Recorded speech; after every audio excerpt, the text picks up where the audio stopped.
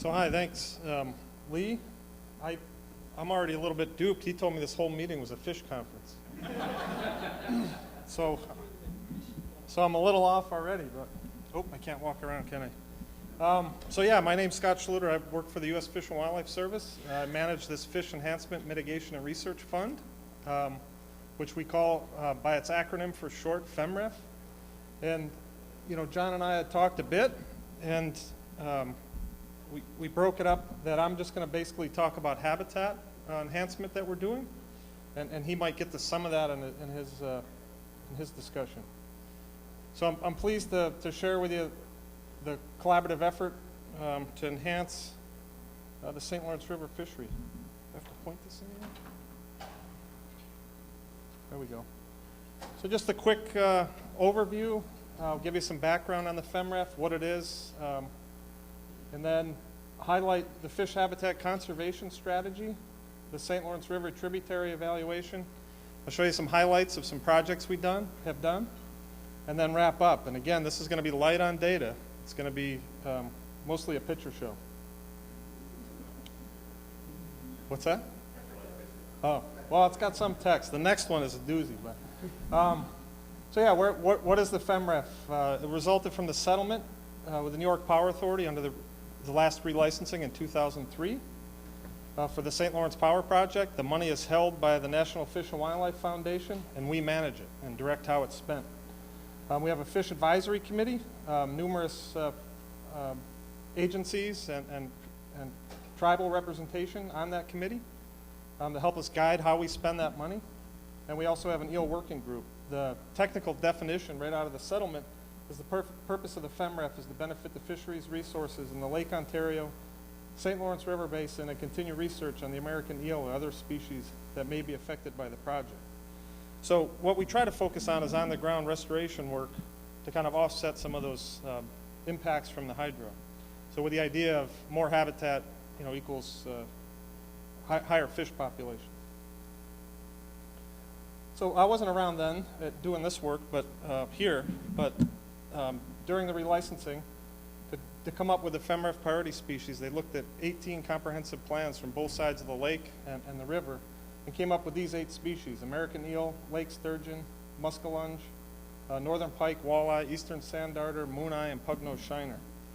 So I have the musky, northern pike, and walleye highlighted here because that's really what I'm going to limit this discussion to, and some of the intensive work with John is kind of limited to this. You know, I could spend a good bit of time about those first 2 species there, American eel and lake sturgeon, but that'll have to wait. So since the inception of this FEMREF, you know, we've collaborated with John at ESF, and he's come up with this fish habitat conservation strategy. So the partners include ESF, the Fish and Wildlife Service, our own partners for Fish and Wildlife.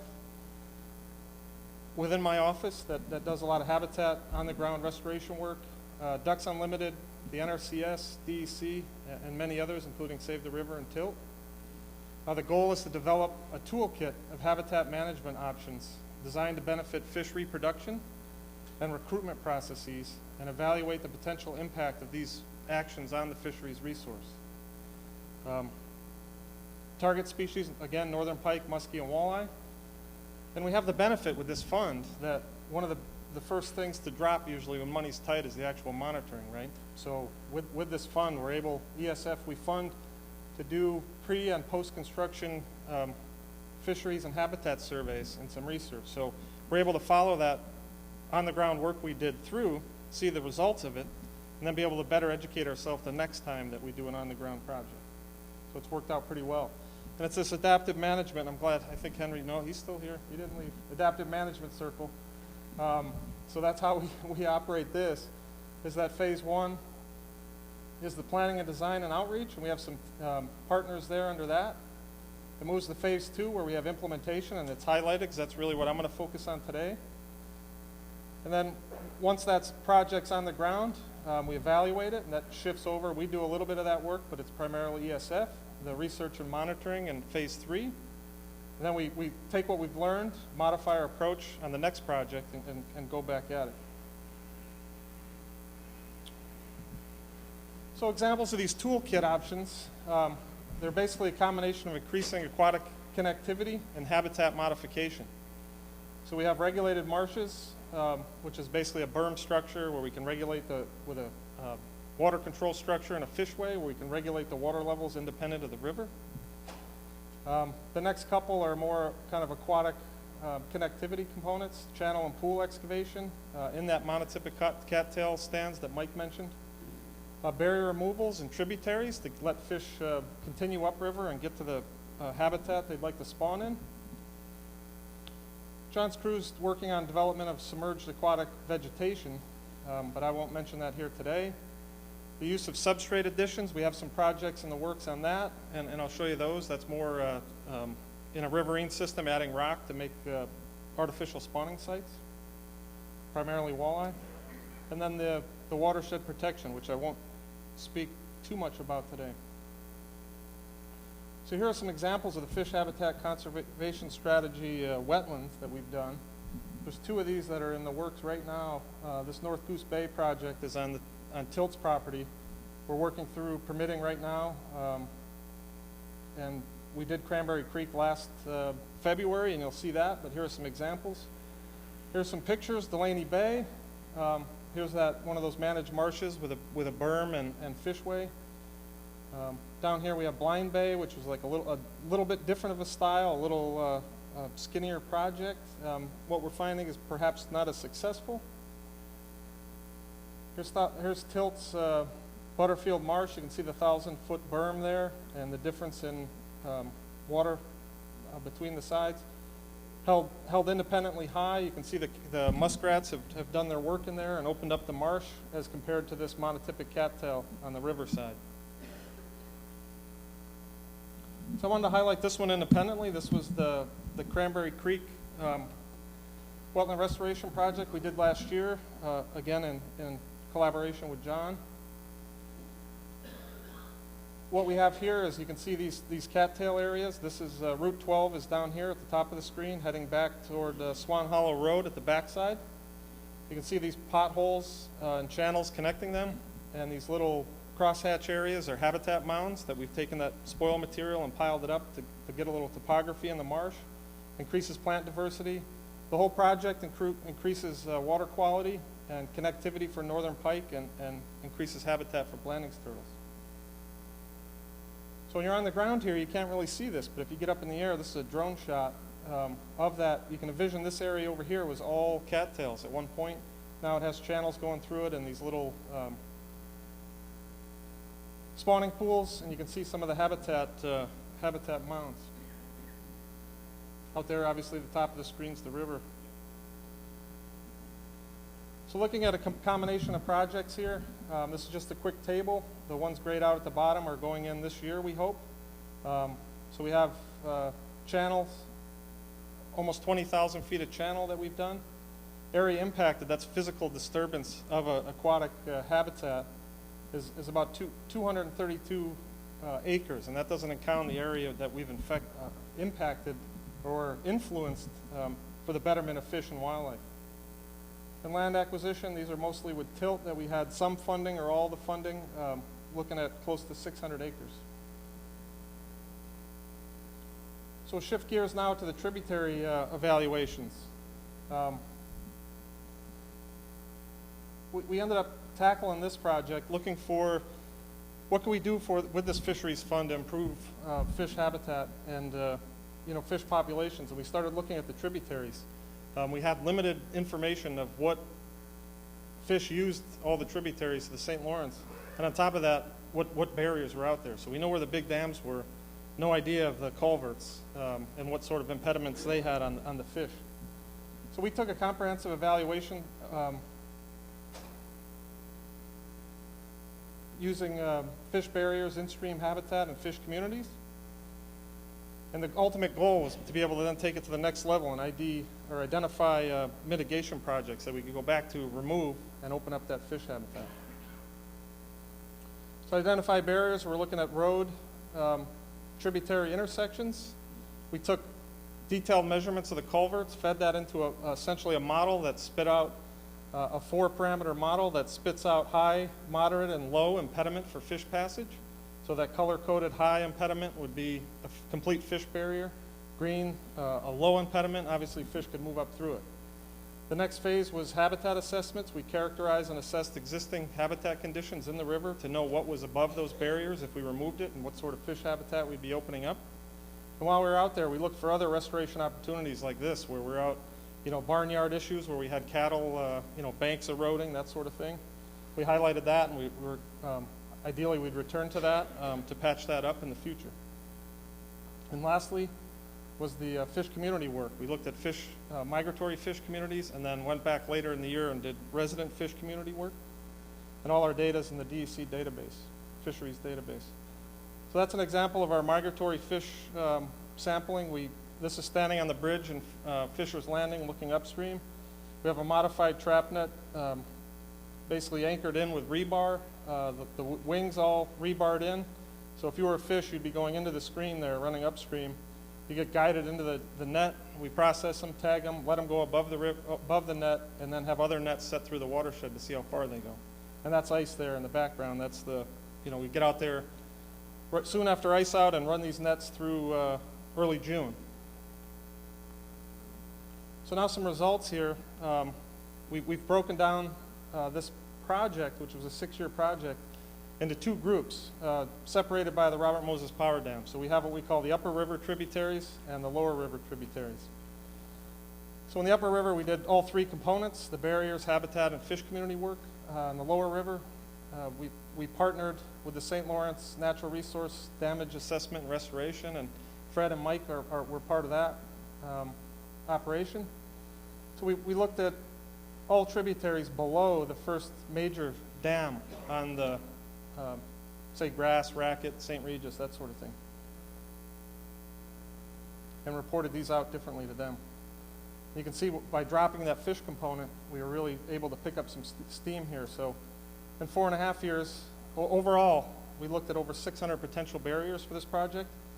In 4.5 years in the upper river, we looked at 226 potential barriers.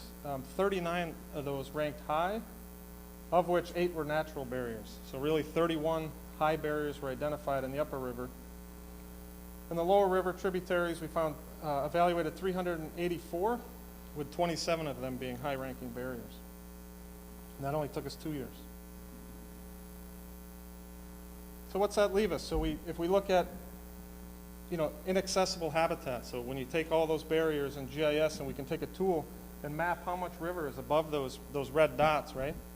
We get for the upper river pre-mitigation, before we do anything, there's 103 miles of inaccessible river habitat, and that excludes those natural barriers, because in the Fish and Wildlife Service, we don't move fish above a natural barrier. In the lower river, 254 miles of inaccessible habitat. So that's habitat that prior to doing this, we assumed was open, right? It didn't have a big dam on it, that sort of thing. So now we're trying to march through and fix these.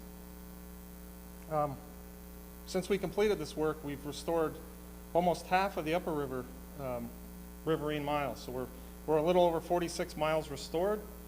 We did another 16 miles, but it doesn't really count because it's this little gold star here. That's above it. It's a tributary of the Oswegatchie, but it's above the first dam. It was just a no-brainer. The barrier was right at the river with 16 miles of habitat above it, so we replaced it. But if you're a fish in the St. Lawrence River, it doesn't do you a whole lot of good, but the fish in the Oswegatchie are going to benefit. The lower river, we've done nothing to this point. We have 4 projects planned for 2018, and the St. Lawrence NERDAR group is going to be the lead on implementation of those projects. So we just basically did the field work and are going to take a bit of a step back and more of a technical role. So to show you what some of these fish passage projects look like, so we have Little Sucker Brook over here on the left with 18 miles restored, an agricultural crossing, and these are typical where this is a concrete pipe you can barely see here. Farmers tend to throw whatever they can in the water to cover with rock and get across to meet their objective, but fish aren't really given the thought. So this became a velocity barrier at high flow. So we came in, put this bottomless arch culvert in. The landowner loved it because he could get across in all seasons. And that's usually how these work, is that we show up and the landowner's grateful that for us to put a better structure in than they're actually using.